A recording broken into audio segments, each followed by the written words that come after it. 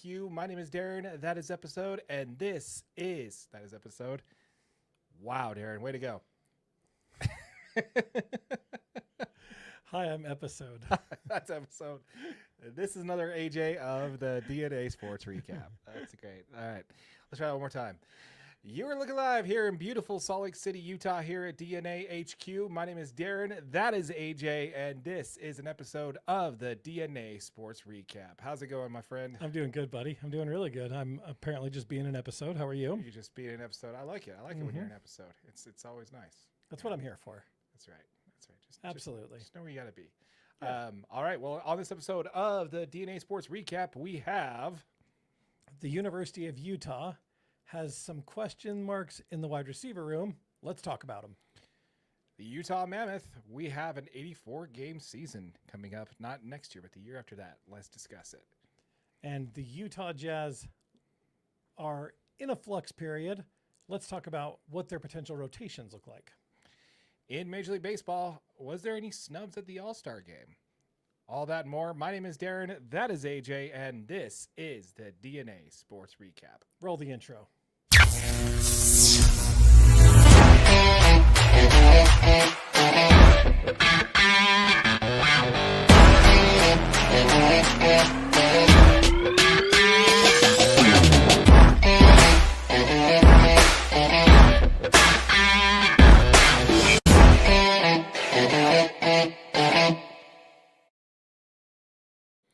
How's it going, AJ? I'm doing good, buddy. I'm doing really good. I'm excited to be here. Had a good week.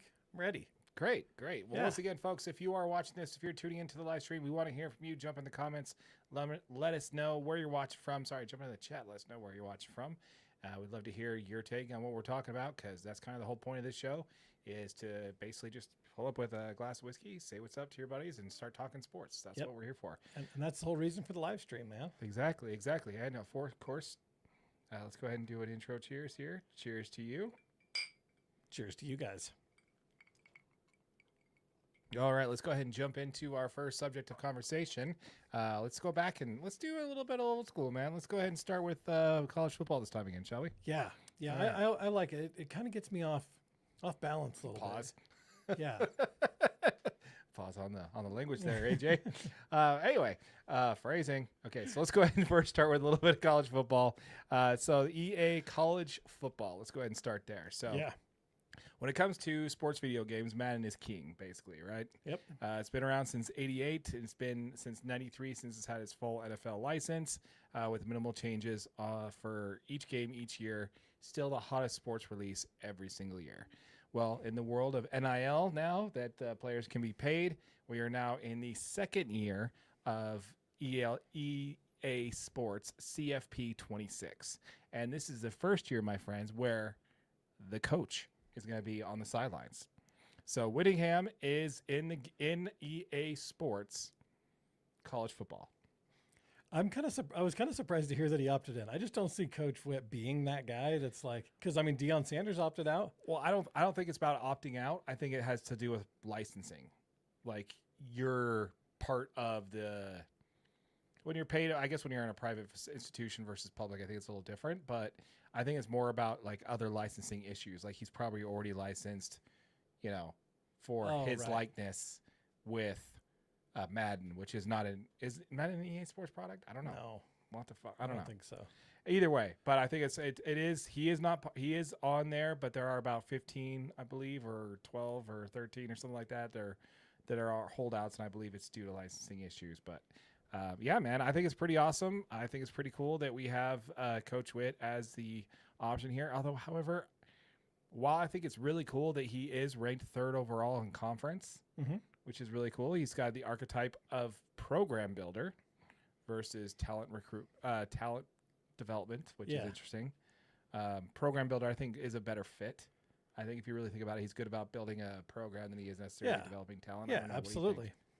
Yeah, no, I mean, he's definitely built this program from, over the last couple of decades to be what it is. And I mean, he's kind of got his set, how he runs his program. You come here, you're going to play for you. These are the things you're going to do. These are how you're going to be. Yeah, absolutely. Yeah, I did see that he got an overall rating of 58. which is not in the top 10. I wasn't able to see anybody outside the top 10. Were you able to see like the full list? I wasn't able to find it. Yeah. So, yeah, I mean, outside the list, it doesn't rank them all the way through, but it goes in and breaks down each conference. Yeah, I got that part. He was ranked third in the conference, but overall, I didn't see anything. I didn't see any other rankings outside of the top 10 for overall rating. Yeah, other than diving into Reddit and that whole rabbit hole, which I'm more than happy to do. But I didn't really see anything that was really jumping out at me to where it was saying, hey, these are the rankings from top to bottom. But yeah, I thought that was very interesting, man. Thought it was cool to see. Love to see that he is going to be in the game, man. And it's going to be awesome that you're going to be able to pick your head coach for your team or actually have something to do with it. But I don't know. I just think it's really cool. He's ranked so high in the Big 12. It's just more recognition to the program, and I'm absolutely for that. Yeah, no, I totally agree.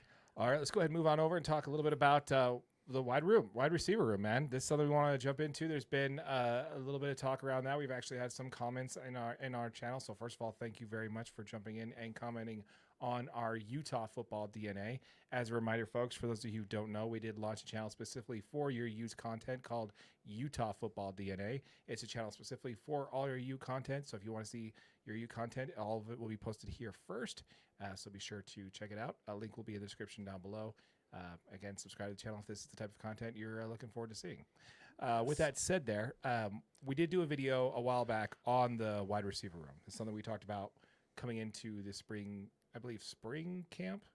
Yeah, we talked about a couple because we had a couple wide receivers that had transferred in. So we talked about a couple of guys coming in and. Yes, but there's been some updates. There's been some changes. Yeah. So one of the biggest question marks coming into spring camp, I believe, like I said, we already talked about a little bit, was the wide receiver room. But we definitely think that there's an update warranted there. Of course, we need to start with the headset, right? There's a new man underneath the headset. Mike Simmons is the new wide receivers head coach. Yep. He's going to be shaking things up a little bit. From last, we talked about this. We have two returning receivers from last year, and that's Dadrian Zipperer. Yep. I was going to go Zipperer, but Zipper, yeah. Anyway. 128 yards on 8 catches, right? Yep. And then we also have Luca Calderara, who has 26 yards on 2 catches. Those are the 2 holdouts from last year. Yep. You got anything on those guys? Yeah, I mean, Lucas Calderara, this is a big body guy, right? 6 foot 4 inches. He is a redshirt senior. He transferred in from Cerritos College in California. So he's been with the program ever since he transferred in 21. Yeah, he hasn't had a great, regular season for a couple of years. But if you did watch the 22 Forever game, or the Forever 22 game, he made a couple of really nice catches. He moved into the open field really well. It looks like he could be a really nice, kind of big target to catch on that wide receiver side. So I'm, Dadrian Zipper, this guy has played in a couple of, actual regular season games, had some great catches, in the end of last season. So he kind of started gaining some traction. And he's another guy to kind of be excited for. So, yeah, I mean, as far as the 2 guys that are coming back, those 2 are really solid. Yeah, I'm looking forward to seeing the development there from that. I mean, Dadrian, like you mentioned, has seen a little bit more time than Lucas, but I want to see some of that development on there. And, the only problem is they're going to be fighting for some time. There's been a lot of higher talent that's come in since then. Yes. And we talked about a little bit about this here when we talked about this at spring ball time, but Ryan Davis is coming over from Albuquerque with Dampier. They had 747 yards last year, 3 touchdowns on 54 catches. Yeah. For Ryan Davis there, making him probable for the number 1 choice there for QB1, but not only just for QB1, but also for the OC, Jason Beck, right? He already is going to be familiar with how he likes to run this offense. It's probably going to be somebody who's going to probably predominantly, unless something jumps at you or somebody just comes out gangbusters, probably going to be, your first option there for not only for the quarterback, but also for the offensive coordinator. What do you have on Ryan? I think you're absolutely right. I mean, obviously he's going to come in and be more familiar with the offense than anybody else, coming in. So you're kind of getting a fresh start, which is kind of a good thing to see because everybody, with the exception of him, is all kind of learning the offense together. I think the player that I probably like the most to be wide receiver 1 might be Larry Simmons, which is the 6'1" junior. He transferred to Southern Miss. This was a guy that started his career out at Ole Miss. He only played in one game as a backup in 2022. He didn't play any games in 2023. And I mean, I know the question here. Everyone's like, well, if he wasn't good enough to play at Ole Miss, you know, he had to go to Southern Miss to get it, you know, to finally get some playing time. Why are we thinking this guy's going to be good? I fact checked this a little bit. I'm like, why didn't he play at Ole Miss? Okay. The Ole Miss roster in 22 included Jonathan Mingo, which is now in the NFL for the Cowboys. Right. Malik Heath, who's now in the NFL for the Packers. Jordan Watkins, who is now in the NFL for the 49ers. All three of those guys were on the roster at Ole Miss in 22. So what are you trying to say, AJ? I'm trying to say this guy was stashed a little bit, okay, behind some NFL talent there at Ole Miss. You think? they just continue to push wide receivers into the NFL. So that's awesome. The fact that he was recruited there, you know, obviously he has a bunch of raw talent. He, you know, at 6'1", he's got a ton of speed. I like this guy a lot to excel in this new offense. So nice. One of my favorites I have looking on this one that I think is going to be is the transfer from Cal. Tobias Merriweather. Tobias Merriweather, just specifically because of that name, Tobias Merriweather. That just sounds like a University of Utah football player name. It sure does. You know, I mean, it just sounds like with 11 receptions, 125 yards, and a touchdown. He's 6'5". Yeah, big dude that can run. And I definitely think he's going to be challenging for some targets. I think this camp. I totally agree. I mean, this guy was a 4-star recruit out of high school. He was the number 79 player nationally out of high school, the number 11 wide receiver nationally when he came out of high school, and also the number 2 player out of the state of Washington. So he does have a ton of talent. He did kind of have a disappointing season at Cal where he only saw action in 5 games, only caught, like you said, 11 passes for 125. So he is going to be out there challenging because he's going to want to get as many catches as he can, right? Yeah, this guy's a junior already, you know. He's got the build. Yeah. You know what I'm saying? Like he's got the build to be talented at his position. Yeah. I don't know if it's just he doesn't have enough runway or he just didn't show well in camp. I don't know, but I'm looking at this guy. He's got the build up. He's got the name. He's got the size. I think he's going to be a good pick. Yeah. You know, to see some targets this year. I don't know. Someone to look out for. What do you think about Nate Johnson, listed as a wide receiver on Utah's database? I saw that. How much do you think he's actually going to be used there? So that's actually probably the best question you could have asked. I mean, that's really just a great runway, dude, because realistically in the Forever 22 game, he set up out at wide receiver quite a bit, right? Yep. I mean, all the way out. And I think my biggest concern was he had a lot of balls hit him in the hands and just couldn't come down with them. Like balls that should have been clear receptions and run. I mean, we know the Nate Johnson story, right? The dude's a freak athlete. He's got elite speed. He's very crafty. I don't know how much wide receiver he'll actually play because, you know, they said it really early when he came back. He's going to be a Swiss Army knife kind of guy. I kind of see him setting up in the slot, you know, maybe moving out. If you can get if you've got anybody that doesn't have 4.4 speed on the outside, right, you're setting up Nate Johnson and just sending him out because he is that fast. And I think with this offseason, I do think he'll work a lot on his hands and making sure that he is more used to catching footballs and, you know, running down the way. So I do see Nate probably helping in a lot more ways than just the wide receiver room, but he is another great option for, you know, for Jason Beck.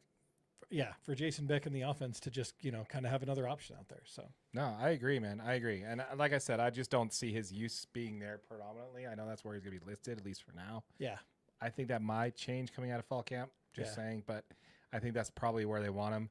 I don't think they're going to be putting him underneath in the quarterback room just because they don't want to. I think that's just going to be bad juju. Don't put him in there. You're just asking for it, right? Put in some sage and, you know, do some stuff. Keep that room clean. But next to that, man, we also have Creed Whitmore. Was his transfer from Mississippi State, redshirt last year. And we also have Justin Stevenson, who is a transfer from Wyoming. This kid, 204 yards on 17 catches. I don't know what I get out of this kid. I think that maybe he looked good, but it might just been inferior competition he's playing with a lot. But yeah, I mean, Wyoming had some tough games last year. You know what I mean? Like the Mountain West Conference last year wasn't as weak as it had been in previous years. So they had some pretty good competition all the way through that season. He was kind of one of their go-to receivers. You know, like you said, he played in all 12 games.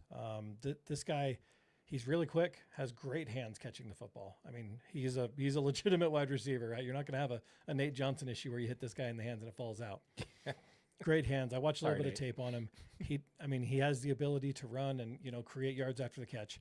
I like Justin Stevenson a lot. I'm curious to see how he's, going to be listed on that depth chart. Yeah, no, I'm looking forward to it, man. I don't know. I think we pretty much have a good idea of where it's going to start with. I think you and I've hit it earlier in this video, but yeah, I'm looking forward to it, man. I really want to see where this depth chart shakes out in fall camp and probably more to come. We'll probably see some analytics Definitely more around. to come. Yeah. Yeah. So we'll see what happens there. We want to hear from you folks. Let us know what your thoughts are in the comments down below. As a reminder, folks, we did just start a channel specifically for your University of Utah football called Utah Football DNA. All of our Utah football content will be posted here first. So if you have not yet, jump into the description if you're watching this on our main channel, DNA Sports Recap, or catch us on our live stream.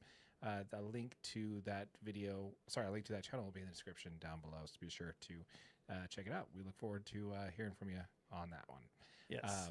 Now, before we jump into the next comment here, before we jump into the next piece there, we got some comments we want to hit up here real quick. With Greg Hawkins, channel legend. Sup, gents? I just watched the Cubs lose two games to the Twins. Only up a game and a half in their division right now. Please put me out of my misery, dude. I don't even want to hear it, man. Greg, I'm a Braves fan, man. Okay, I can't. We've got a lot of hurt going on this side of the camera, dude. We've got it. We'll talk about it in baseball though for sure. Which leads me right into here. Really could have used the Dodgers showing up at least once in the past 3 games, Darren. And then Tammy, friend of the channel, would have been nice. Wouldn't that have been nice? Yeah, absolutely. Yes, and we'll definitely get into that when we talk baseball for sure. Yeah, dude. Oh, it's been painful for us fandom on the baseball side. Yes, AJ. Yes, absolutely. Not great. All right, so we want to go ahead and talk a little bit about Utah Mammoth. Let's go ahead and pivot on over. Yeah. All right, let's go ahead and talk a little bit about your Utah Mammoth.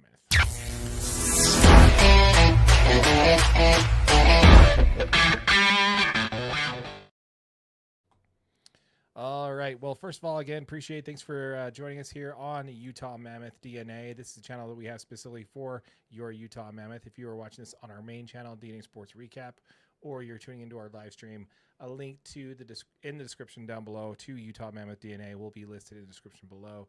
So be sure to join the channel and join the conversation and talk some hockey, man. Absolutely love it.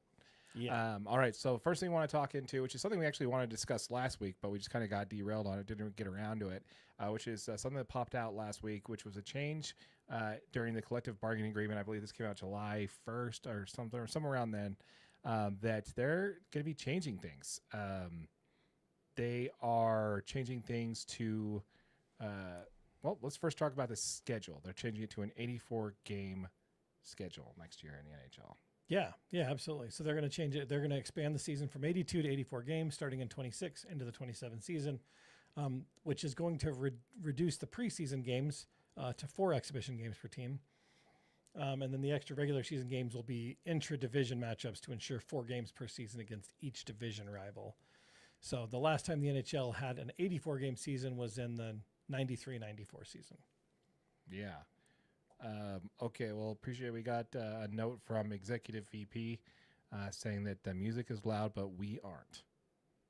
I didn't know we had any music on. Our background music, whenever we turn stuff on, like our intros and stuff like that. Oh, okay. So it's nice and loud. Mic volume, let's just crank that up a little bit. All right, let me know if that's a little bit better. Greg said we sound fine. Okay. All right. Sorry. We're just getting a message from the EP there saying that we had an issue with audio. So we'll just take a look at that and get back to that. So, yeah.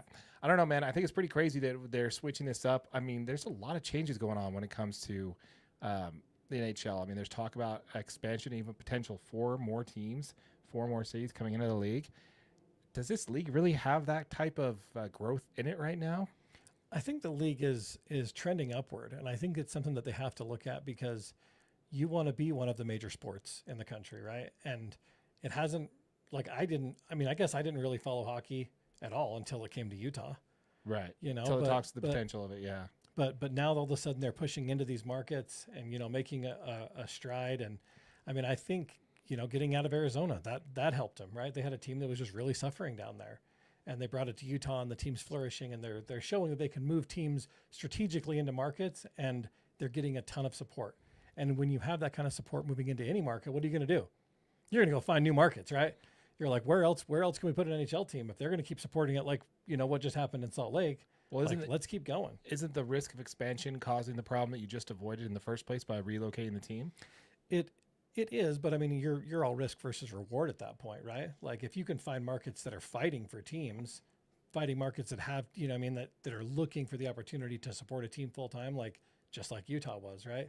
We sold out every single one of those home games. So, and we don't want to hear it in the comments, by the way, about the minimum seating capacity. We don't want to hear it. All right. Yeah. But I mean, I don't know. I think it's great for the NHL. I mean, honestly, I think it's really cool to think that they're growing at that rate where they need to, potentially look at more expansion. Yeah, we'll discuss it in a future episode about which potential teams might be up for expansion and where that can look like and what that can end up being. I think I prefer to actually make sure that we have existing cities full capacity. Make sure that we have the teams where they need to be. Yeah, and I don't know the NHL good enough to know that if there's any teams that are just really struggling. There were some comments in a previous episode, like way back when we started, to say that the league is already diluted in talent because of how many teams there are already. Yeah, we were seeing comments like that, and I think, I don't know, expanding an additional 4 teams, which is for another conversation for another day. We'll jump into that. We'll jump into that at that time. But circling back to the 84 game schedule, this is actually going to start next season in the 2026-27 season in the NHL, part of the collective bargaining agreement that passed.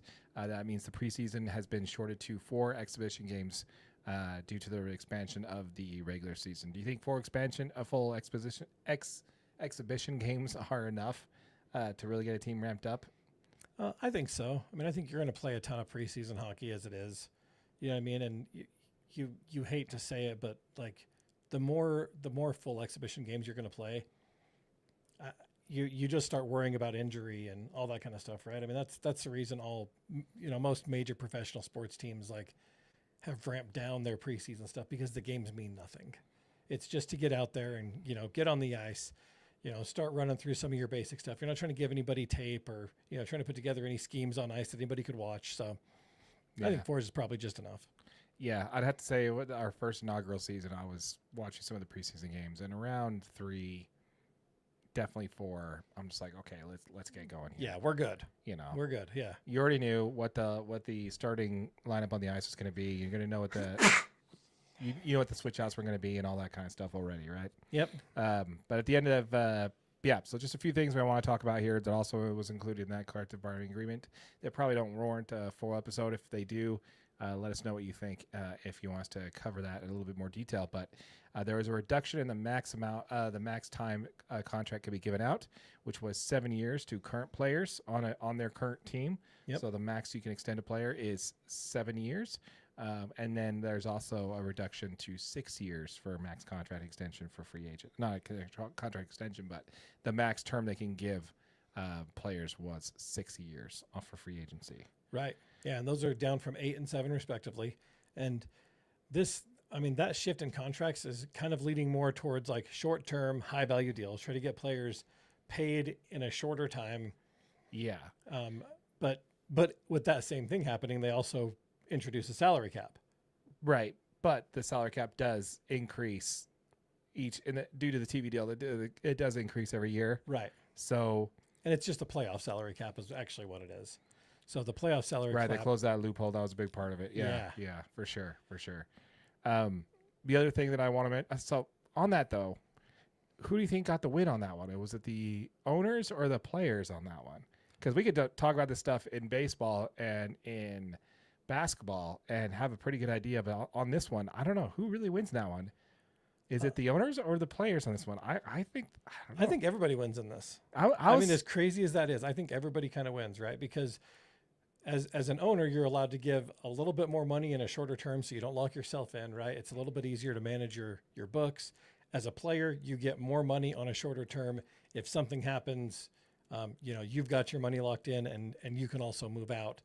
and move on to a new contract in a shorter time frame. So I think it's a great move. Yeah, it gives players a lot more time to get to the next free agency contract deal. There's a potential next big deal versus a lot of these hockey players, which I mean, if you're on an 8-year deal, dude, you can spend your whole career in one place. Yeah, on a 20-year contract. On a 10-year contract, 8-year contract with one team where the salary cap's got up 3 or 4%, and now your contract's like a steal. Yeah. So I think it's pretty good. I think it's a good idea for both the players and the owners. I can see it going both ways there when it comes to who's getting the better deal out of that one. But I just was curious on what you thought there.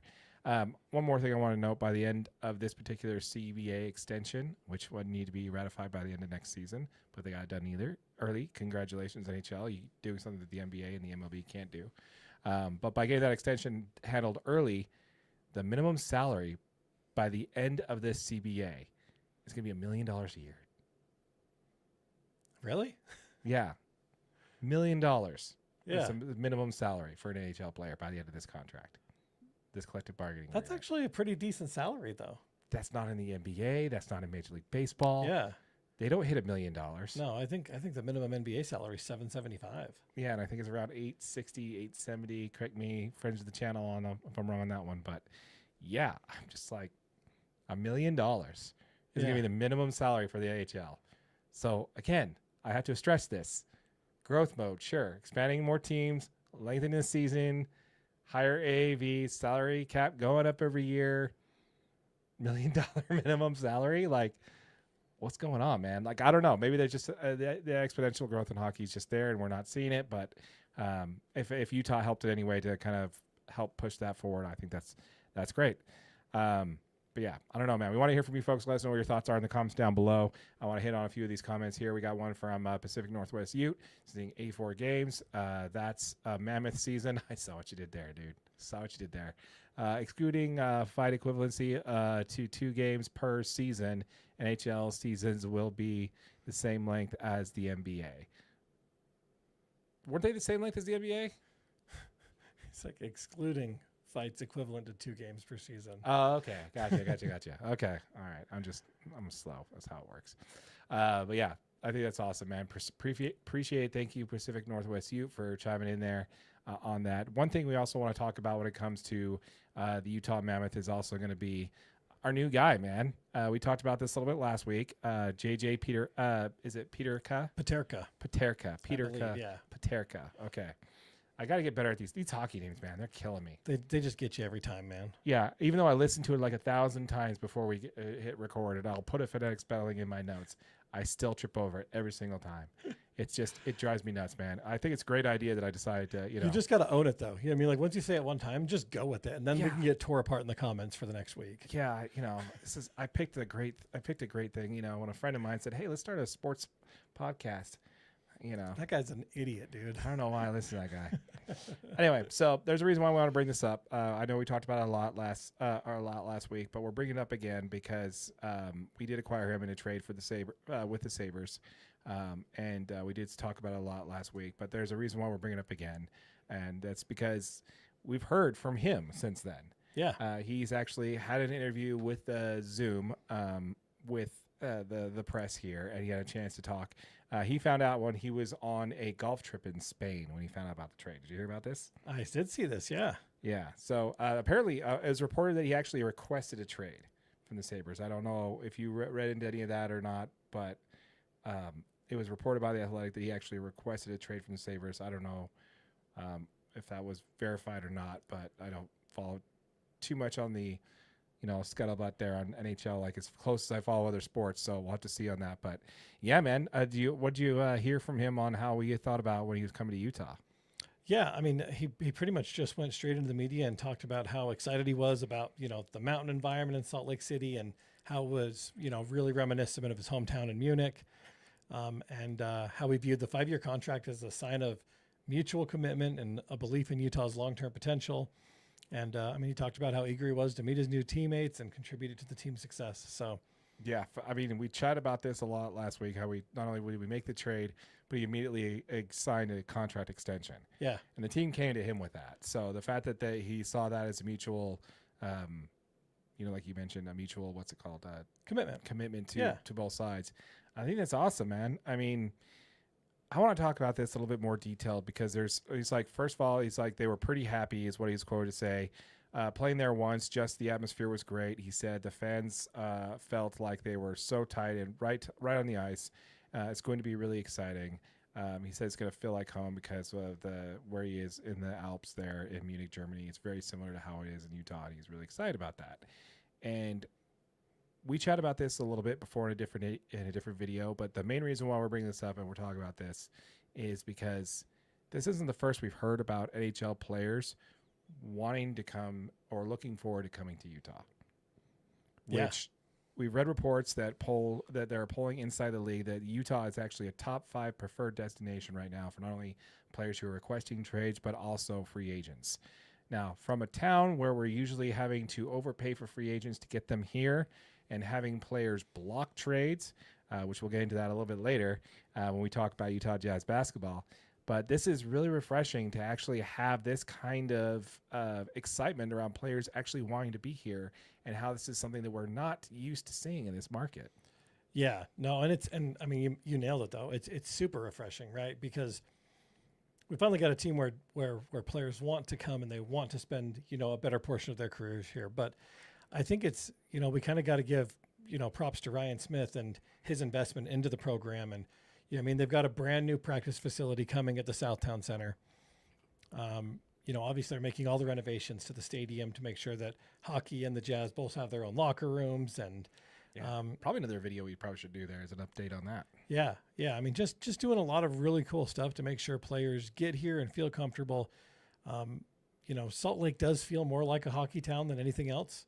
Mm-hmm. I think, like, as weird as that is, it's already swinging that way, man. Yeah, it's just starting to feel that way. I mean, you see more and more people wearing Utah Hockey Club or Utah Mammoth gear all the time. Yeah. And it's just really cool. It's nice to see, once again, the Valley get kind of behind whatever, major league teams or professional teams we have here. Yeah, and also have that same thing coming from the players too. And we'll get into the whole Ace Bailey thing and how it works in the NBA. If you need us to explain to you why the players in the NBA don't want to come to Utah and why people from the NHL seem to want to come, we'll leave that conversation for somebody else to answer for you. Yeah, to ask one of your friends and they'll tell you. Yeah, well, we've covered that enough. We got enough into the weeds that we feel comfortable going on that one. But also on this one, I didn't get a chance to talk about this last week, so I want to bring it up on this trade here. This move, to me, was the move. Yeah. This was it. With Logan Cooley and Dylan Gunther taking a step forward next year, and obviously the captain, Clayton Keller, by adding JJ, I think this move was what pushed them into playoff contention. I think this was the move. I agree. Don't know. What do you think? I totally agree. I mean, this guy had 68 points last season, 27 goals and 41 assists. That's in 77 games of, playing with Buffalo last season. He played on the top line. He was the first power play unit. I think this guy is, like you said, we were kind of on the brink. You know what I mean? Like we weren't quite there yet. We needed a little bit more. This move really pushes that offense in. Coach Turigny is going to demand two-way play. He's going to demand that this guy gets in there and plays defense. He talks about it all over the media. And, JJ Peterka acknowledged, like, straight out the gate that he needs to grow defensively so that he can continue to thrive in this system. And, he kind of got insight on Turigny's coaching style from, one of his former teammates, Jack Quinn. Okay. And he kind of praised Turigny as tough but fair. So for JJ to say that he recognizes that and he's willing to grow on the defensive end, he's already there offensively. This kid's a stud offensively. It's just a perfect match, really, and it's something that we've now got a team on the younger side that's full of talent and is really probably ready to make that next push into the playoffs. 100% agree with you on that one, man. Love it. Once again, folks, we did just launch a channel specifically for your Utah Mammoth hockey club called Utah Mammoth DNA, formerly Utah Hockey DNA. AJ did a very nice job on this. Look at that. Looks great. If you have not yet, check out that channel. A link to the description will be a link to that channel will be in the description down below. If you're watching this on our main channel, DNA Sports Recap, or if you're catching us on the live stream, we'll link to that as well in the description down below. So be sure to check us out over there, and all of our Utah Mammoth content will be posted there first. So be sure to check us out on that channel if that's what you're here to watch this for. All right, let's go ahead and move on over and talk a little bit about the Utah Jazz. Boom.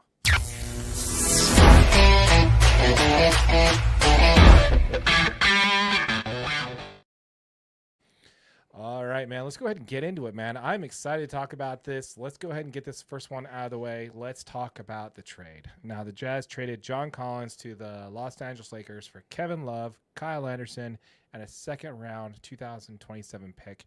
What are your thoughts on the trade, AJ? They moved him to the Clippers, right? Yeah. John Okay. Collins went to the Clippers. Sorry, I thought you said Lakers. I could have. Okay, so yeah, he moved to the Clippers. It says Clippers on my notes. Could have said. I'm sorry. Okay. I just wanted to make sure that my notes weren't messed up because I'm like, wait, did he go to the Lakers? I'm like, because that changes everything. Okay, sorry. We're not that professional an outfit here. I could have said it. Who knows? Yeah, I mean, obviously Collins had just opted into his player option, which really, as soon as he moved to accepting his player option, you knew that he was on the chopping block, as if they haven't been trying to move John Collins for the last couple of years already.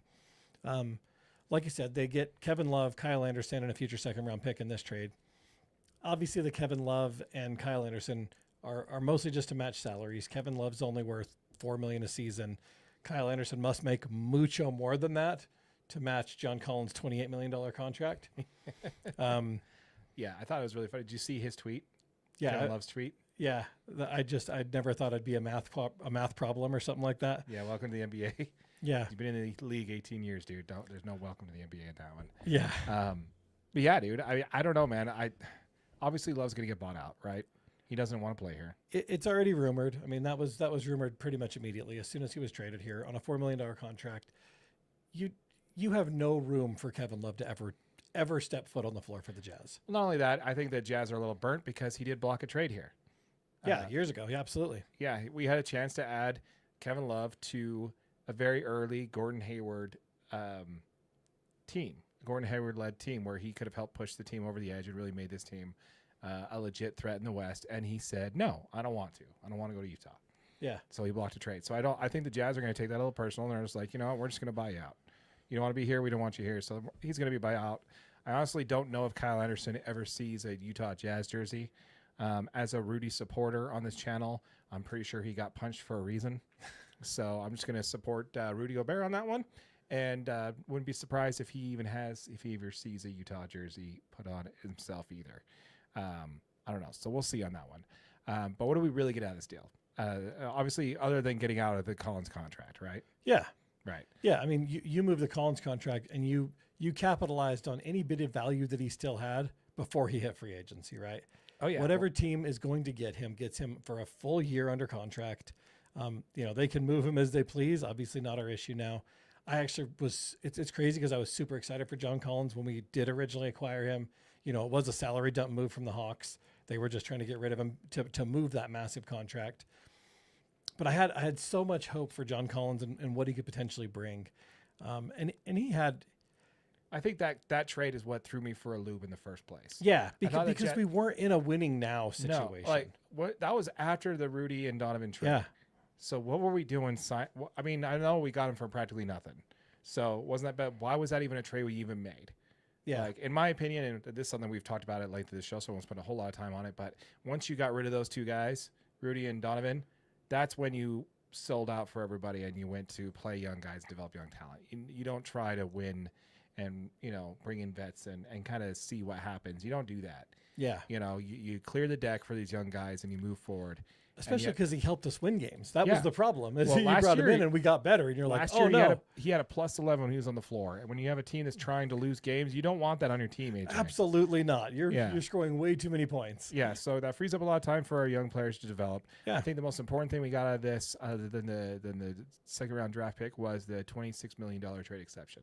Yeah, which is huge. That is huge. And it's not just for this season. It will be available to us going into next season. Yeah. Which is, I think, the most important piece there. I think that's huge.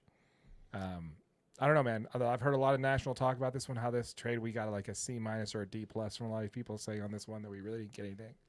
Honestly, man, as a Jazz fan, we just need to get out of that contract. We need to get out of that player. We need to free up some cap space. We just needed some room on the court for these other guys. Yeah. That's really what we needed to do. And it was better than what we had to do with John Collins. We had to give up a second-round draft pick. Yeah, Colin Sexton. Absolutely. Yeah, Colin Sexton. We got a second-round draft pick on this one. So at least we're not trading away prospects for this one, So yeah. I don't know. I kind of like it. I don't know. What do you think? No, I mean, I love it. I think that moving out of that contract was really important. And I mean, you just, as a Jazz fan, got to remember the Jazz are not positioning themselves to win now. They're positioning for long-term contention in future years, right? So gross. I hate that. And John Collins was just not part of that equation in any way, shape, or form. Ryan Smith, I'm going to say this till I'm blue in the face. Ryan and now Ainge Jr. Okay, you got to win one. Okay, you need to win one first before you start talking about long-term development of being a successful contender year in and year out. You know, your fan base needs to win one first.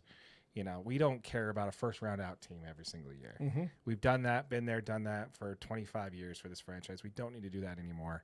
Don't tell me about this sustaining a long-term development. Just be honest. This is the only way that you're going to get the talent you need in this organization. Just be honest with it. That's what I want to see. Anyway, so pivoting on over with that trade, throws a wrench in what we talked about last week, which we all assumed it was going to be, you know, he was going to be traded. So we didn't put him in our starting lineup anyway. But just in case, how does this change your starting lineup, if at all? I don't know if it changes mine at all. I think the thing that changes my starting lineup more than anything is probably the way that Bryce Sensabaugh performed at Summer League this year. Ooh, we're going to have fun on this one, dude. We're going to have fun on this one. But that's going to be for the next subject. We're going to get on that one. I still have Isaiah Collier as the starting point guard, Keontae George as the starting two guard, Taylor Hendricks as your small forward, Larry Markkinen as your power forward, and Walker Kessler as your center. Yep. And off the bench, first off the bench are going to be Bryce Sensabaugh and Walter Clayton Jr. For the guards. And then you have Flip for 4, Cody Williams at the 3, and Nurkic at the 5. That's what I have there. Yeah, and I disagree with you. I think Ace Bailey's probably the first person off the bench if he doesn't start. If he doesn't start in... Do I not have Ace there? I don't have Ace there. You don't have Ace at all. You didn't even I didn't put Ace. Oh, I'm sorry. That's not right. Oh, my gosh. Ace isn't even playing anymore for Darren. I'm sorry. That's a change there. I'm going to put... Okay, that's wrong. That's wrong. Ace Bailey's going to be on there. Well, again, we'll talk about more of that in the next segment. Actually, let's just go ahead and do that. Let's go ahead and pivot on over and talk a little bit about that. Before we get into that, let's hit some comments here because I want to get to it. I want to freshen out the palette, and let's clear that a little bit, okay? So sick of the Jazz, man. Sell the team. Great take there, Greg. Easy, Greg. That already happened like 5 years ago. So, you know, the team got sold, and, you know, they're just still here. Accurate Hargis, yeah, the Jazz. Sell the Jazz to the Cubs organization. I like it. Let's see here. We got also Pacific Northwest Ute. Jazz getting Love and a replacement in Kyle and Slow Mo Joe. Yeah. Like I said, I don't think Love touches the floor there, Pacific Northwest Ute, but I like where your head's at. You know, we do need a Slow Mo Joe replacement because we miss Joe. We miss Joe. For sure. Yes. We also have. Here's response. Brilliant. Appreciate it. McKinley Cutler, thank you for joining, man. Appreciate it. Love to see it. I'm really impressed with Cody's improvement in the Summer League. Not enough to start him over Ace, but I like the look so much stronger and assertive. Yes, let's go ahead and do that. Great segue there to talk about that. Let's go ahead and pivot over it. Yeah. Now, the biggest talking point for everything, not only locally but nationally, was the first game of a head-to-head matchup between two top 5 picks. Yeah, which was Ace Bailey versus VJ Edgecombe. Now in this game, obviously, and we're not going to run it over too much. I'm just going to hit the stats. Yep. VJ was 28 points, 13 for 27 with 4 assists, 10 rebounds on 30 minutes. He's plus 11 on that plus minus for that game. Ace Bailey had 8 points on 3 of 13 shooting, 7 rebounds, 1 assist, 1 steal for a negative 12 on the plus minus. Yeah. Everybody's going to be talking about the head-to-head pick on that and how obviously VJ Edgecombe dominated that. Before I move on to that, give you what I think on that. What do you think about that?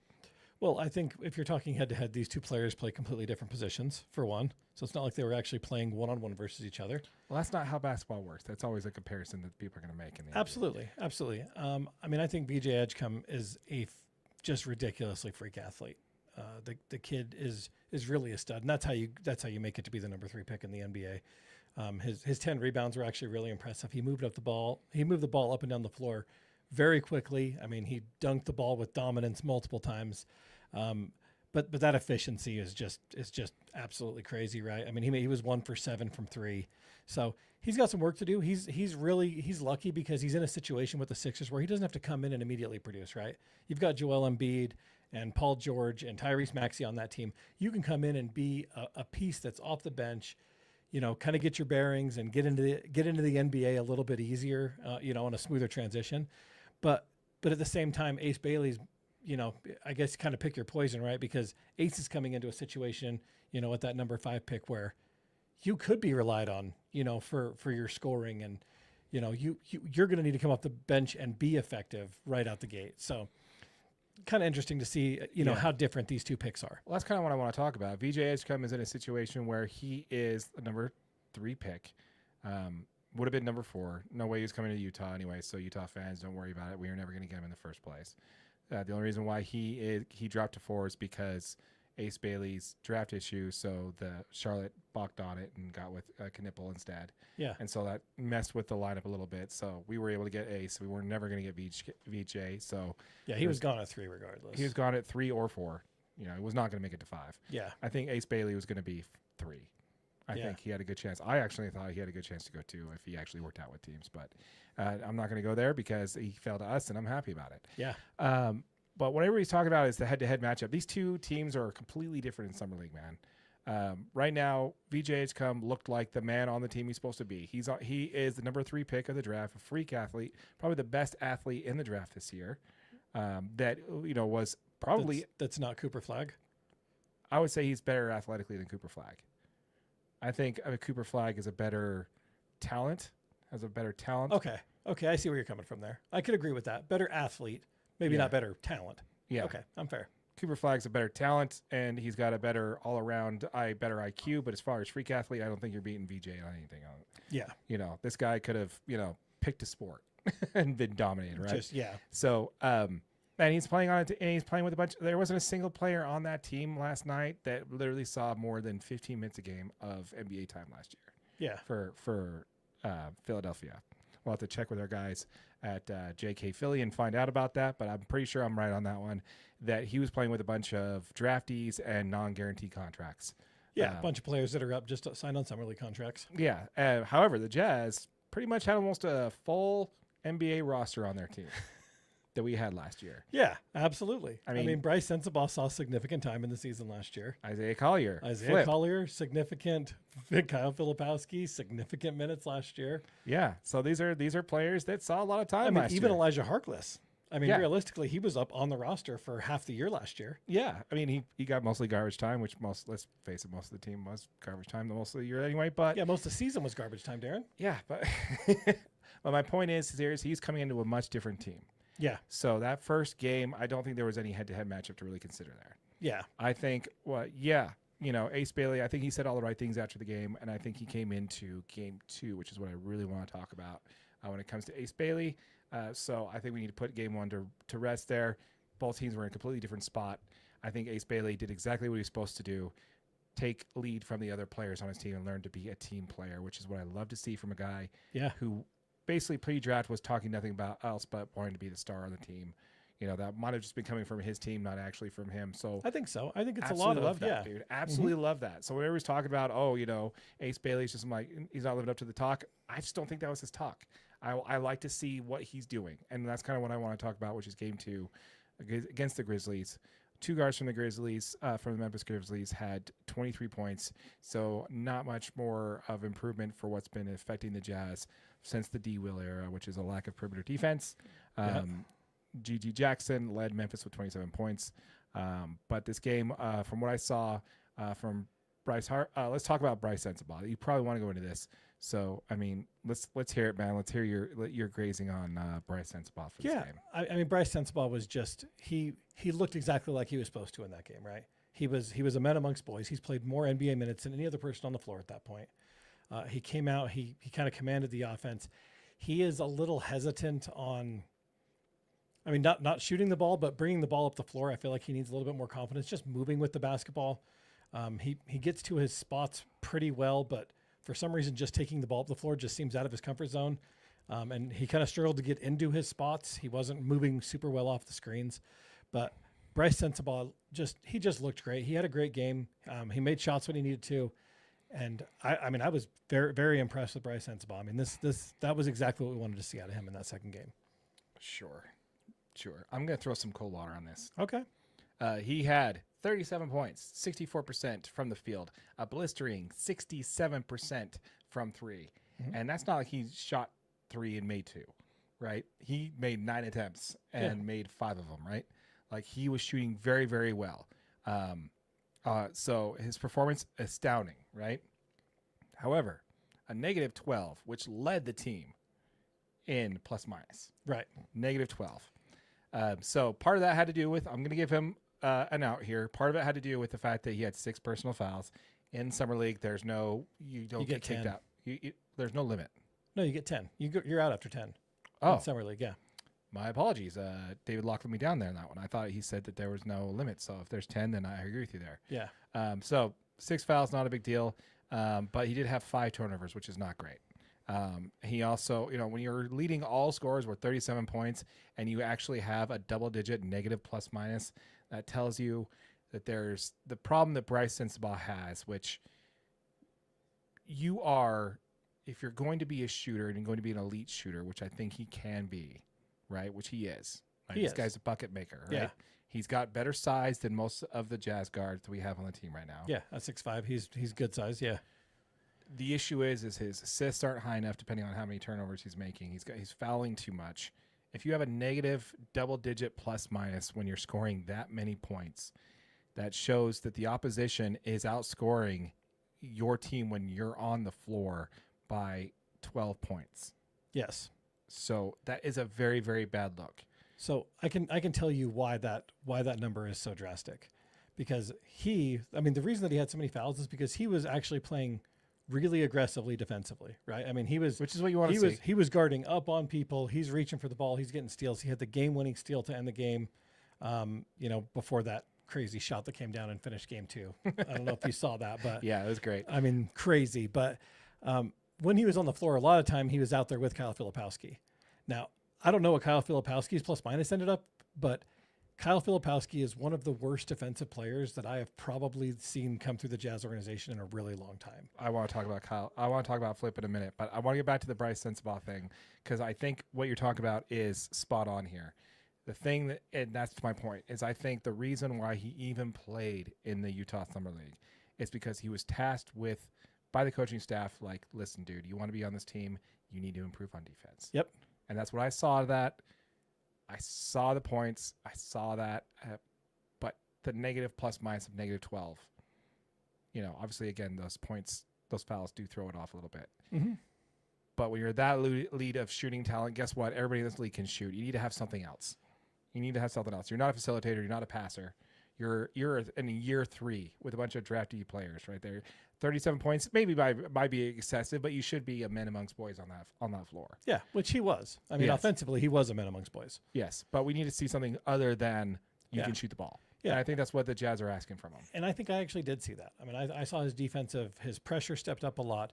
He wasn't just a revolving door. He was, he was actually playing defense, staying in front of people, applying good pressure as they're running through shots. I mean, he had one where he jumped up and, was really contesting a 3-point shot that he kind of got burned a little. The guy stepped him and stepped back on a 3, and he jumped up and, they called a foul and then reversed it because he actually played the ball clean. The guy missed a shot. So I don't know. I really like the effort that I saw from Bryce. I think, one thing you don't have to worry about so much is when you have better shooting talent on the floor, obviously it is much better to be it is much easier to be effective when you're on the NBA floor. So yeah, but again, on the take away from that, Bryce Sensabaugh has been playing with a team that played mostly NBA games all year last year anyway. Yeah.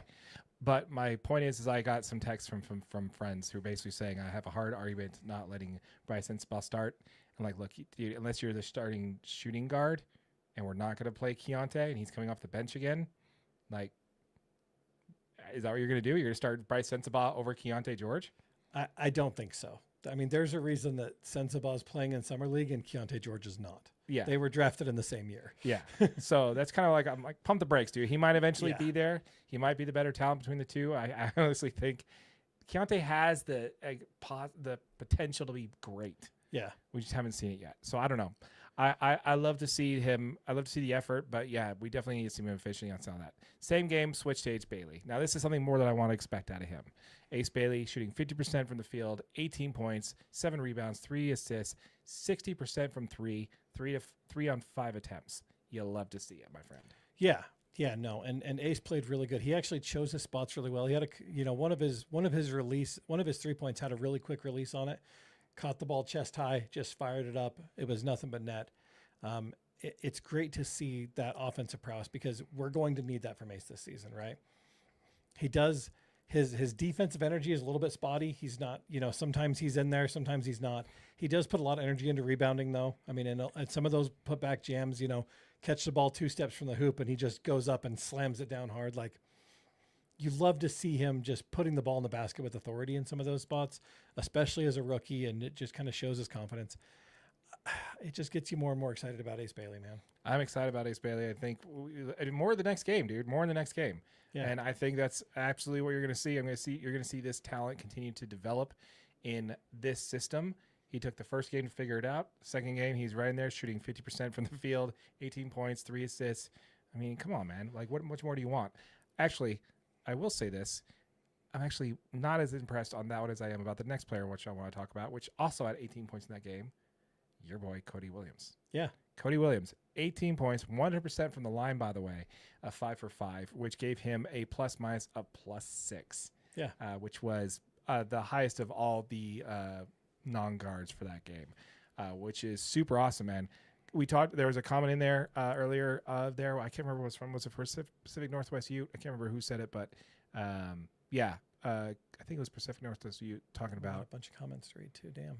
Yeah, talking about him. But correct me if I'm wrong on that one, guys, in the comments. I think it was actually McKinley. Oh, McKinley. Yeah. So McKinley was talking about that. Dude, the boy put on some weight, and he is playing much better in this game. He's still a little slow. Yeah. Still having some defensive issues there. He's not really helping the helper, which I think is something I want to talk to you about Flip here after that. But I was really impressed because he actually had a higher plus-minus than Ace Bailey, who had a +2, and this one was a +6 because he was so efficient from the line. Really excited to see Cody Williams' development over the year. Yeah, I mean, Cody Williams needed to put some weight on. He's still got to work on that lateral quickness. He's just not fast enough for as long as he is to be super effective defensively. And you need him to have Taylor Hendricks type lateral speed for him to see significant NBA time, right? He does shoot the ball well. He has great touch. I mean, I think he's got all those tools that he needs besides that lateral quickness. I'm sure the Jazz have very quickly identified that, and I'm sure they're working to improve his lateral quickness and defensive ability. He's available for consultants. I'm more than happy to consult. At DNASportsRecap.com. Yeah, I was going to say at DNASportsRecap.com. Reach out to us. Yeah, let us know.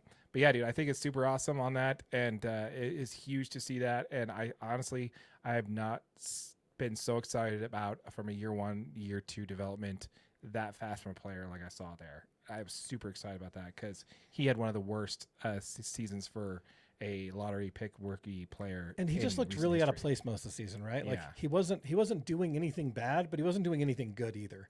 Like his minutes were, if I would have just watched the season and not looked at anything statistically, I would have guessed that Cody Williams was a net 0 the whole season.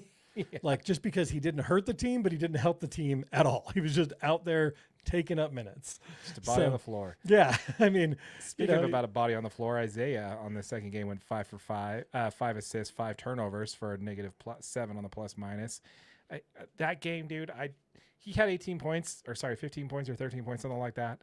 The stat sheet won't show it, because he had some decent stats. But honestly, when you're watching the game, it looked like he was kind of playing some selfish basketball. I think he was playing like he was above everybody else, right? Like those turnovers were not good ones. Yeah. It was like, I've got a guy in the corner, he's got a guy one step off of him. I'm going to sneak a pass to him. Like, even if you can get by with that in summer league, you're not doing that in the NBA, right? No. You're just not making that pass. And I get having confidence and finding guys that are even remotely open. And in the NBA, a player can probably get a shot off that quick, but also in the NBA, a defensive player is going to get in that passing lane every single time. So I hope Isaiah kind of, watches that film and sees kind of where he missed some of that stuff and just learns, to have players, call for him to take 2 steps towards you because that pass is just fine. Yeah. So I don't know. Isaiah's a freak though, man. I mean, that dude is the guy's great on passing. His vision is insane. His vision is insane. He's defensively lacking. Has some issues with 3-point shooting, which in the NBA, if you're going to be a guard, you got to be at least 35% or above from 3-point field. I don't know. We'll have to see what happens there. But I do want to talk about one more thing before we move on from the Jazz, and that's going to be Kyle Filipowski. I was chatting with my buddy Rich over text message. By the way, thank you, Rich, for bringing this up because it's something I want to talk about. So thank you very much for bringing it up. Kyle Filipowski is very much almost a carbon copy with a better jump shot of Enes Kanter. Oh my gosh. That's actually kind of crazy. You're absolutely right. Isn't it crazy? Because him and I were on the same wavelength on this one because he said that. I'm like, exactly. He's going to put up 30 points he's going to put up about 30 points on a game where they lose. And when he does put up a lot of points, his plus minus will always be the negative because he's a turnstile on defense. He lets more people blow by him than anybody else. Yeah. I watched a lot of it now. Some of it in the summer league has to do with the fact that there's not a lot of help to helpers. Some of that's on Cody Williams. Mm-hmm. Some of that is so there are players there that don't realize that when he cheats over to help do some help defense, you need to be able to avoid the back pick there and jump on that. And some of that just has to do with the talent on the floor. But, oh, my gosh, man, I have not watched a guy play worse defense on a team in a while since Enes Kanter, which I believe is almost a perfect comparison to that guy. It's like the ball moves, and he has no idea where it's going. You know what I mean? Like they pass the other side of the court, and he's just like it takes him 3 seconds to process that it's on the other side now. And by the time he processes that it's over there, they've already passed it again, and he's just like, oh, no. Right. And they're going to score. In his defense, Enes Kanter was a number 3 pick, and we got him in the second round. So we got some time to develop this kid. We're not exactly. Enes Kanter was also like 18 when we drafted him, and fresh out of the highest European league level of play, and he was. And Kyle Filipowski played college for like 3 years at Duke. Yeah, well, that's true. Also true. Also true. But yeah, well, I don't think they really need to play much defense over it, to correct me if I'm wrong. I guess you don't need to when you have Cooper Flagg on your team. Well, he didn't. But he didn't, exactly. Yeah. So he was the year before that. So I don't know, man. I have to agree with that assessment. I do think that he's very much an Enes Kanter type player there, where he's basically just kind of not playing defense, which is something he's going to have to fix. You can't be a backup big in the NBA, especially on the Utah Jazz, and not play defense, dude. That's just not going to happen. He's got to figure it out. Totally agree. We want to hear from you folks. Let us know what your thoughts are in the comments down below. When it comes to the Utah Jazz, we did just launch a channel for your Utah Jazz called the Utah Jazz DNA.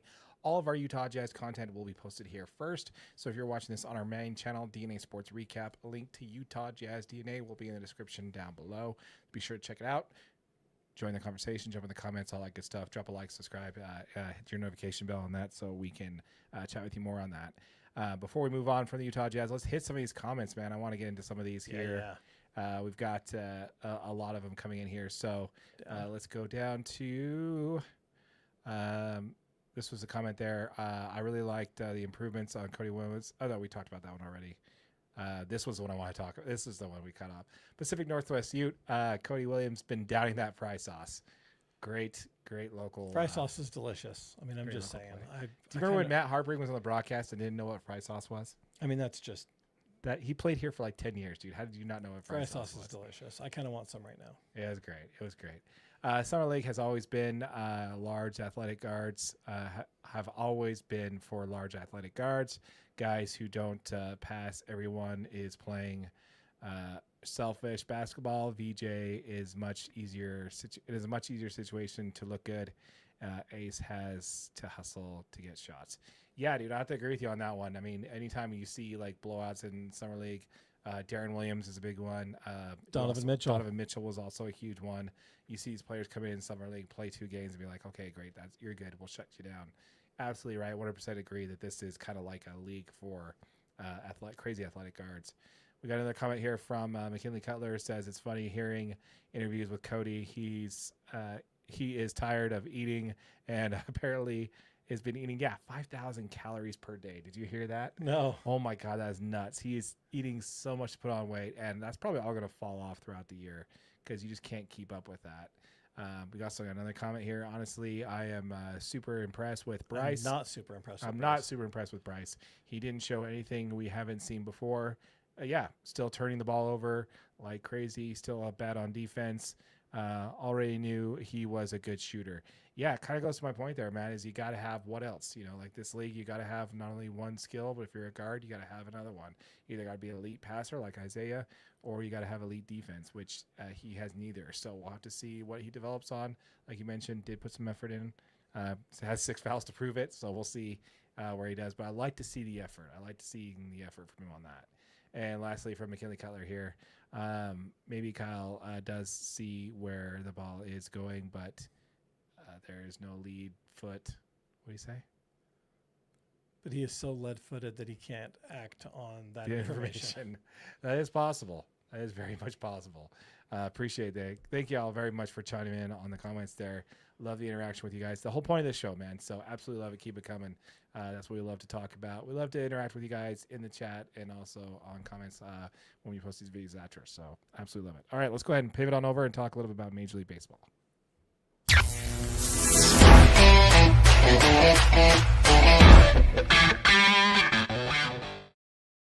Before we get into the content, folks, we want to encourage you to join the conversation in the comments down below. Just go ahead and jump down there. And while you're down there, consider smashing that like button for your boy AJ right over there. Consider subscribing if this is the type of content that you're enjoying watching.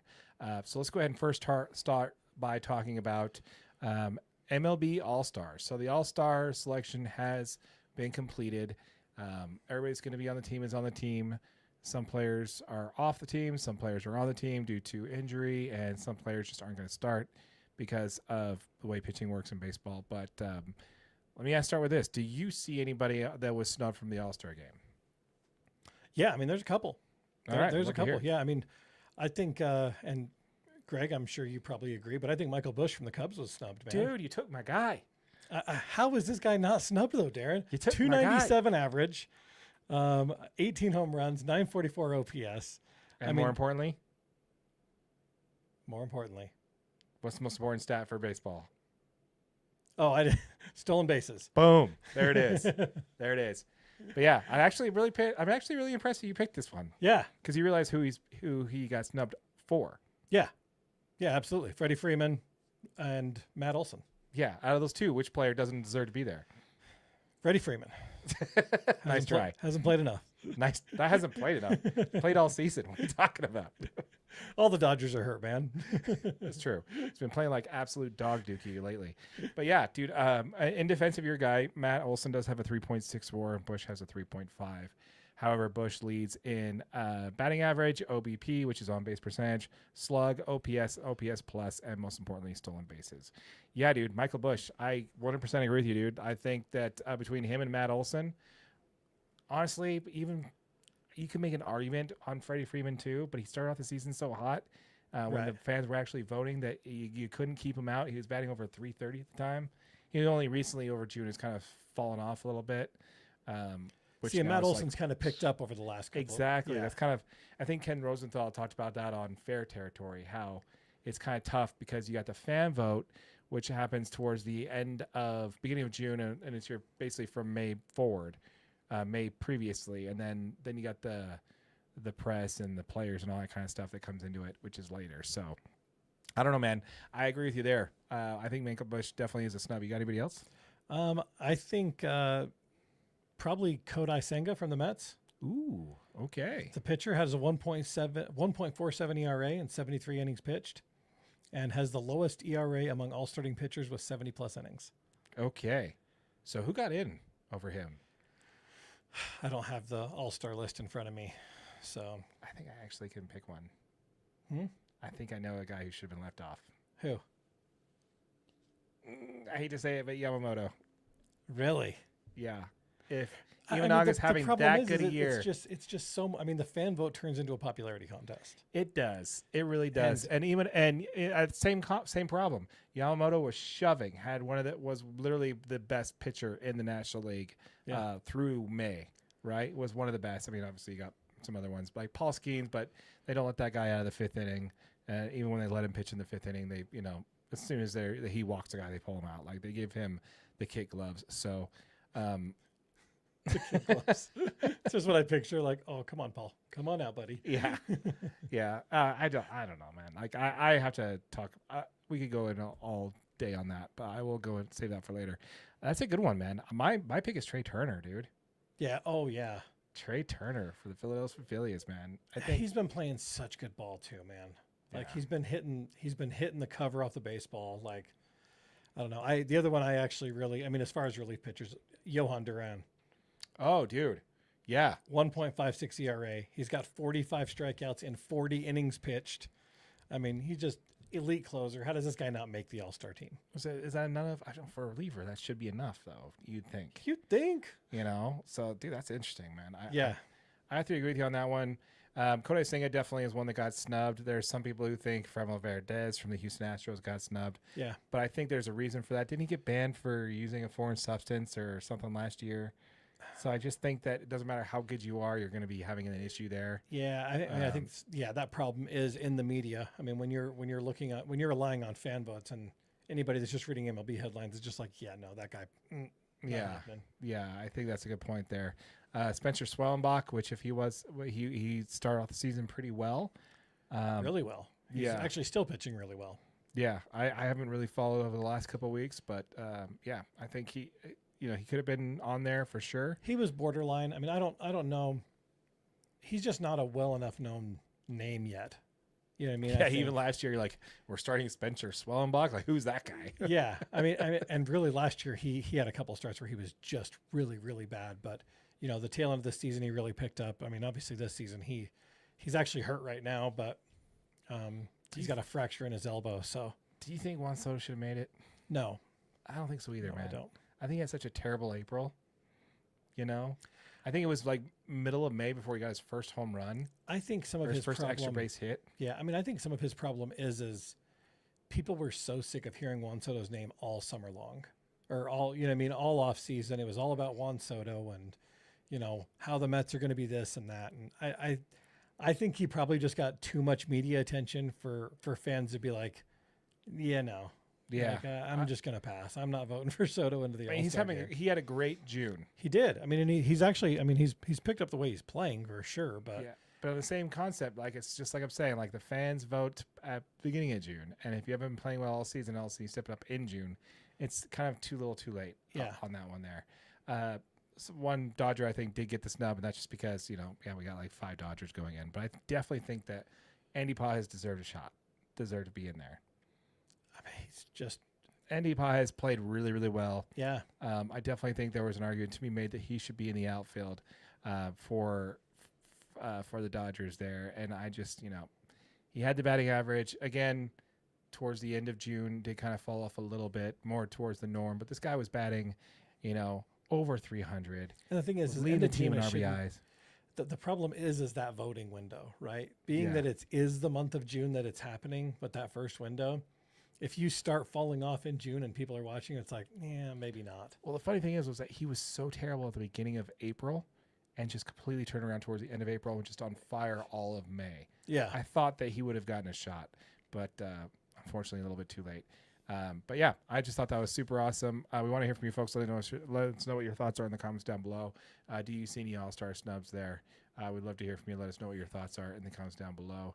We do have a comment from, or was it the Astros? Okay, so let's get what happened with Yamamoto's versus the Brewers, or was it the Astros? Suzuki got snubbed. Yeah, I believe that was one of the, if you look at the, there's an article on The Athletic by Ken Rosenthal that talked about some of the players that got snubbed. And I believe he was on his list too. I think I was in my notes here somewhere. I don't know. Yeah, Seiya Suzuki from the Cubs in the outfield. He was one of them that also got snubbed out of there. Yeah, dude, I think he did have a pretty good argument there. But yeah, outfield's crowded, man, especially in the National League. Definitely in the National League for sure. All right, let's go ahead and pivot on over and talk a little bit about the New York Mets versus the New York Yankees umpire making a bad call on purpose. Did you see this? I did. Oh my gosh, dude. Okay, do you want to break down the call? No, you can break down the whole thing, but I've got some input on it. Okay, so basically what happened in this game, right? And the Yankees were playing the Mets, which, by the way, what's the point of rivalry week if these teams are going to play each other again later in the, if these two are going to play each other again, what was the point of having them play in rivalry week? I'm not sure. And I was kind of wondering that same thing. Why, I just feel like rivalry week, play them again. Yeah. It's just like, oh, this did really well. Let's make sure they play each other again, which obviously the schedule's made way before that. So yeah, it doesn't make a whole lot of sense. Again, why we chose that weekend for rivalry week is just a geographical thing. And I think it was kind of lame. Anyway, so the New York Yankees were playing the New York Mets. And when it comes to that one of the things that happened was the umpire.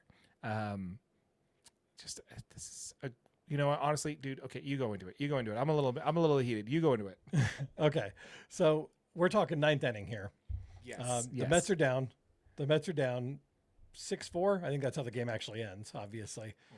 Mm-hmm. I don't know if it's 1 out or 2 outs where this call happens, but he makes some pretty bad calls. I mean, the first pitch is probably a borderline strike. That actually didn't show up on the umpire report, so I think the first pitch is a borderline strike, but it's on the outer end of the strike zone, right? Yeah, I would call it a ball. Just simply because a few things. One, it was outside the actual zone they had on TV. And two, the catcher had to move so far from his position for where he set up to where even if the ref saw it, there was enough movement there to where if it was borderline, majority of umpires would have called it a ball. Right. But he called strike one. Right. The next pitch is a way further outside. Yeah. Way further outside. And he calls that strike two. After strike two, I mean, he's getting an earful from the general manager for the Mets. Yeah. I mean, and he's telling him that he's missed this. He's making sure he is well known at this point. The third pitch comes and it is nowhere near the strike zone. Yeah, it was under by like a ball and a half. Way low. And I mean, he rings him up and calls strike three. Just, I don't know if that ended the game or if that. It ended. There was one more hitter. I think that was only 1 out when that happened. Yeah, but it ended. It doesn't even matter. This could have been the first inning with a runner on first in an 0-0 game with all the baseball left happen to it. What the point is that this is an example of an umpire making the game about him. Yeah. And then saying, look, I'm going to make a bad call just because you pissed me off, so I'm going to intentionally make a bad call. This guy, I'm tired of the union for umpires, but this guy should be fired just for this alone. This was petty. Nobody's going to the baseball games to watch you umpire a game. Nobody. Right. Not even that little kid who wants to be an umpire. Have you seen that kid on Instagram? No. Oh my God, it's so cute. So cute. This kid wants to be a professional umpire. He's got the whole gear and everything. He's calling softball games and stuff for grown-ups and arguing calls. It's great. Check it out if you get a chance to. It's adorable. But even he's not watching Major League Baseball to watch. He can't tell you who all the Major League umpires are. The fact is that this guy made it about him, and he's affecting how the game's being played late into innings. Doesn't even matter when it is. He should never make the game about him, and he did. For me, this is inexcusable. This type of stuff is right up there with betting on the game that you're umpiring with. Did you see the umpire scorecard for this game? No, I didn't watch it. I didn't dive that deep into it. Okay, so I got the umpire scorecard in front of me.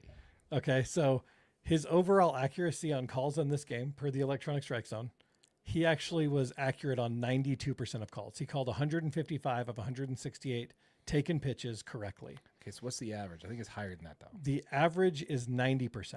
Oh, so he was above average for the game. And then his relative accuracy, so what his actually calls, he's actually 2.5% above the expected accuracy call for where he's usually at. So he had 4.3 more correct calls than your average umpire does. Mm-hmm. So his overall factors was plus 0.07 runs for New York. So he had a 0.22 for the Yankees, minus 0.22 for the Yankees, and minus 0.15 for the Mets. So that's not too he bad. called this game pretty evenly, and his overall consistency was 88%. So does that make it better or worse? To me, I think that makes it worse. I think the most telling sign, and I wish we could put it up on the screen. I should have sent it to you. But the calls that we're specifically talking about, he was calling all game, dude. All those outside pitches. We will throw it up on the screen if we put this video. If this makes it. But he was calling those outside pitches all game. Yeah. You know what I mean? Yeah, so at some point, whether they're outside or not, you have to adjust to the umpire. Yeah, right? but here's the problem: is that one right there. That was the strike 2. That was strike 2, exactly. And that is the issue. Is that was strike way 2. outside his zone. But one of those was strike 3, that he'd been calling and strike 1 and strike 3. I thought it was below the zone. I didn't think it was inside and low. I thought it was below the zone. Whichever it was not. It was either not a strike. I think the first one was a strike, so maybe that's not why it's in the missed calls.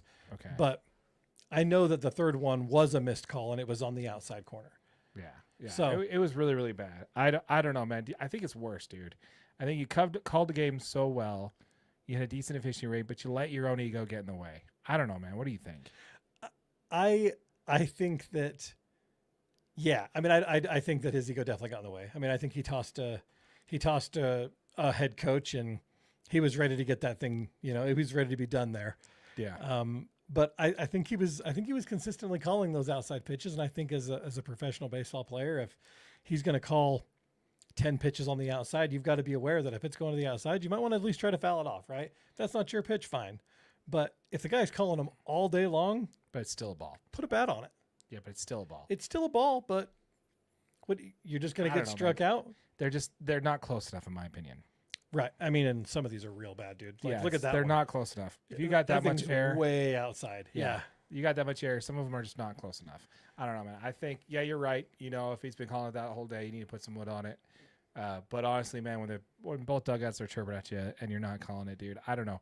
And then you call it out of spite, dude, you're done. I think you're just done. Yeah. That you're basically letting your own ego influence how you're going to call a game. You're just done. I don't think there should be no reason why that guy ever should get to a Major League Baseball game again. Yeah. I don't know. That's just my opinion. But we also have another one here. There's another comment here from umpiring is seriously needs to face consequences for calling bad games. This getting absolutely ridiculous. Yeah, and that's kind of what I thought. I actually normally side with the umpires on this one. Right. Think about it, dude. These guys are like at least 15 years older than me, right? They're behind the plate there. And it's not like the 90s or the early 2000s where the fastest fastball is 96, 97 miles an hour. Yeah. Not only these balls are coming in at 100 and something miles an hour, they got crazy movement. You've only got a half second to make that call as well. Yeah. Right? You've got 0.4 of a second to decide whether you're swinging. You've only got a half second to decide whether that was a ball or a strike. And think about it. They're seeing the same pitch that's coming out as the batters are, right? So you're watching that pitch come out of their hand. The batter is making a judgment, ball out of hand or strike out of hand.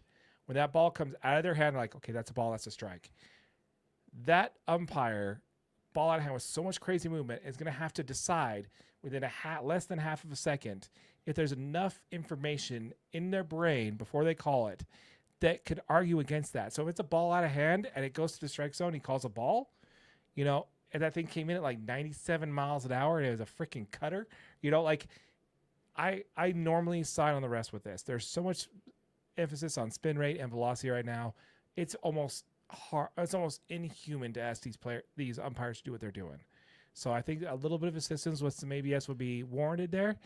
But in this case, man, it was simply just ego, and there's no call for it. I think the biggest thing with the automated strike zone, right, is it forces umpires to stop making bad calls midway through the game.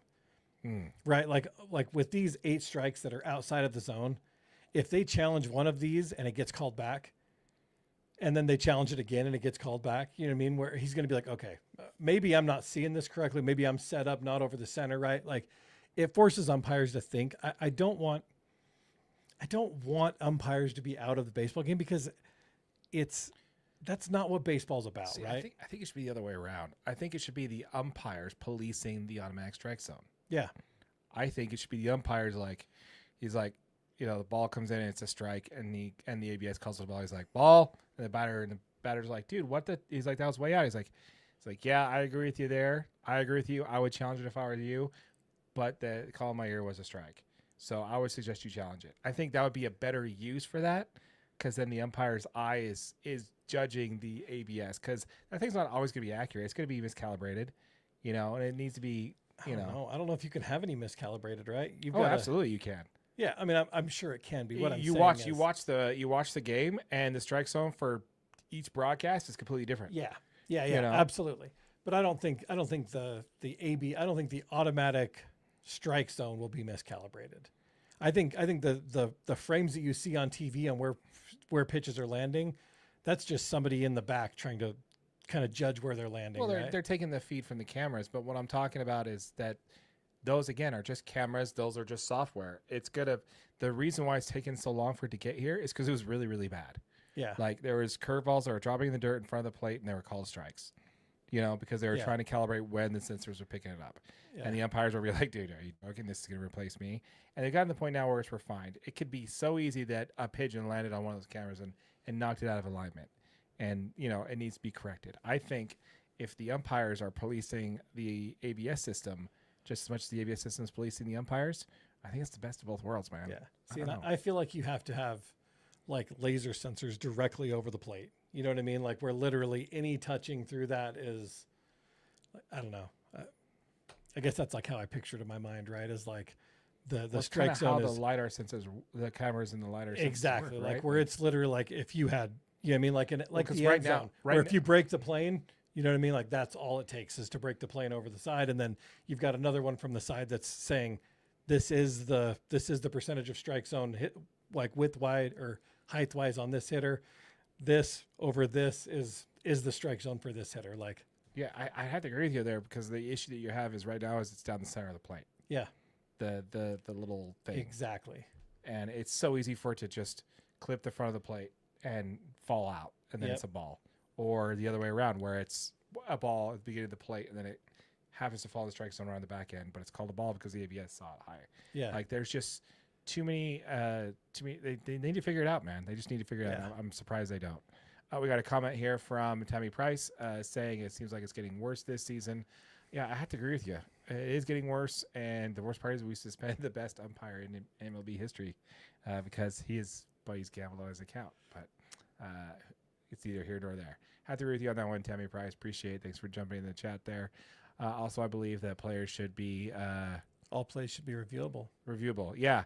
And accuracy, consistency should be rewarded over seniority.